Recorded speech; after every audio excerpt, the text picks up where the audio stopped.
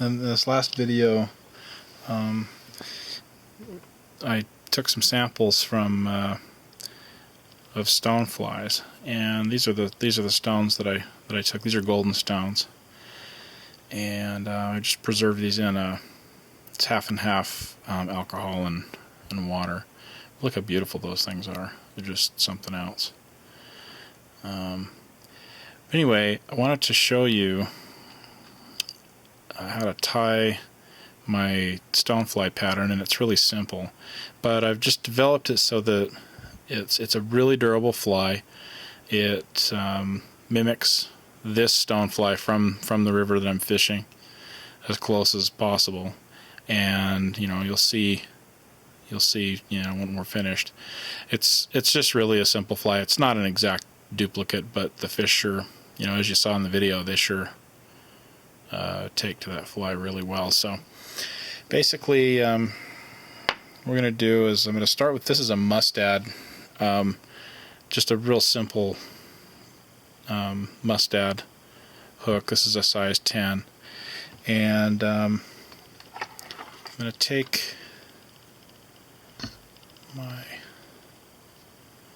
pliers and kind of straighten out that tip just a little bit so that I can put this brass bead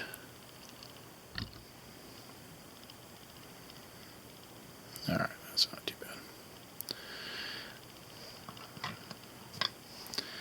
Once I've got that bead on, I'm just going to bend this back.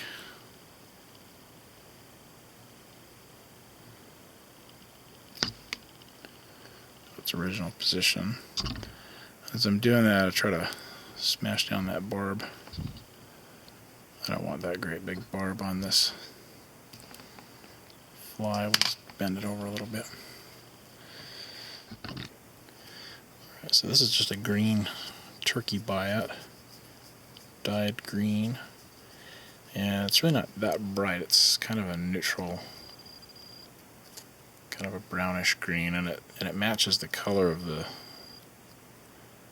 my specimens really close. So if you do it right, those tails separate nicely, and then we'll just sort of wrap this excess around the hook. That sort of helps build up the body. Not going to be too careful here. I'll trim off the excess.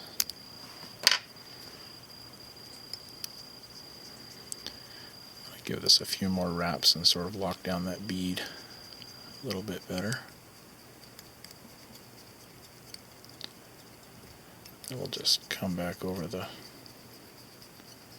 hook shank back to the tail. Now right now I like these flies to be durable, and so this is loon hardhead, and I'll just put a little coat of that on the thread just to help the rest of the stuff stick to it. Now this is it's a gold rib, and it's actually a little bit bigger than I like, but it does a pretty nice segmentation that's close to the fly we're looking at.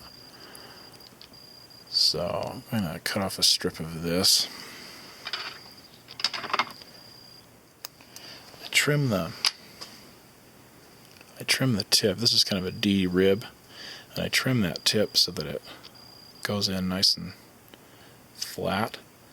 And I'll tie this down real tight with a few wraps. I really don't want that D rib to make a big lump in the bottom of this fly.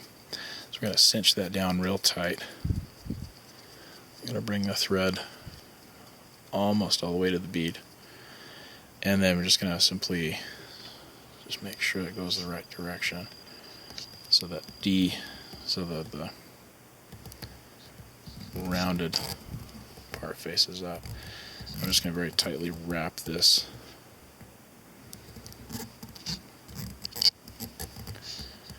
up. That hard head stuff will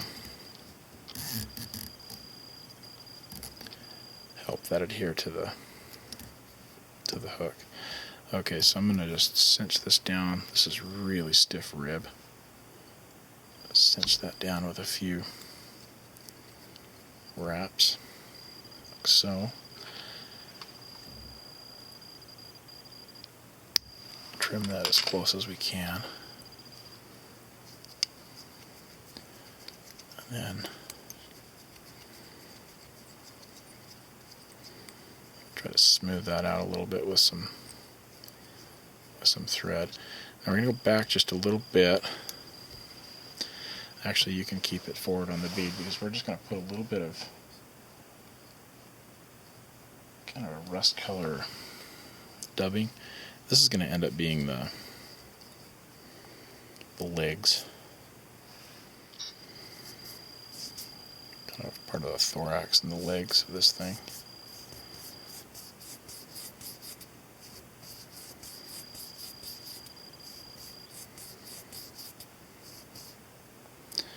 Oops.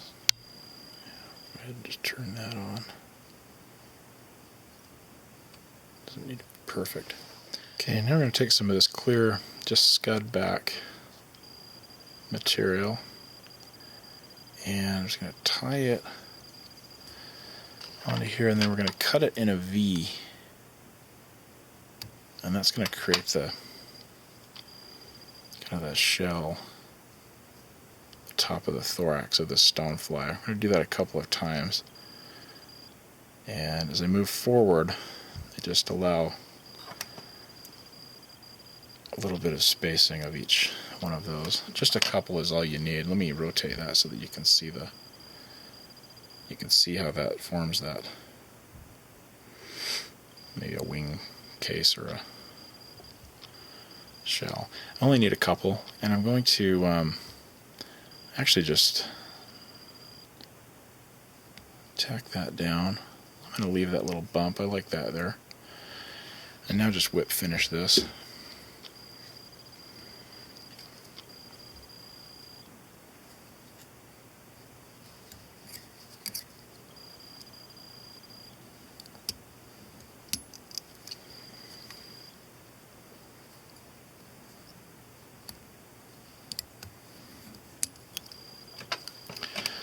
Okay.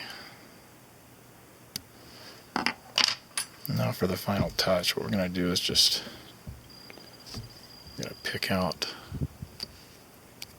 the side here. Try to make some leggy looking stuff. We're going to go down here. The others. Now basically what I do is I'll just pull out the sides.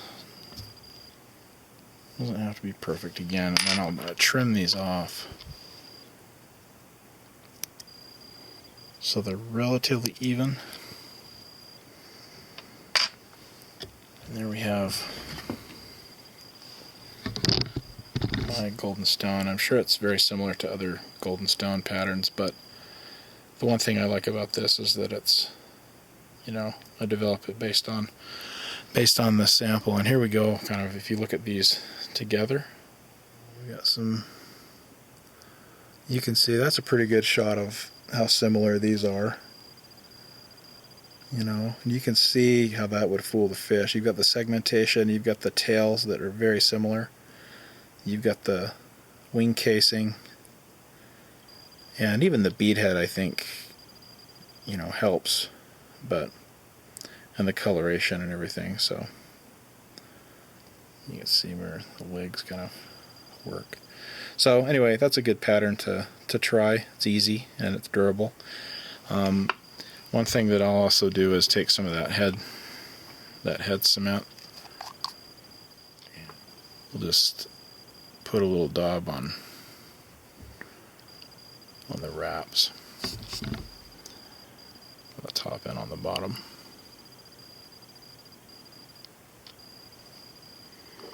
The best fly is one that's easy to tie, is really durable, and imitates what you're trying to imitate. And I guess, in my opinion, you know, the proof is in the fishing. You guys saw the video before, and that's what we're looking at. Thanks for watching.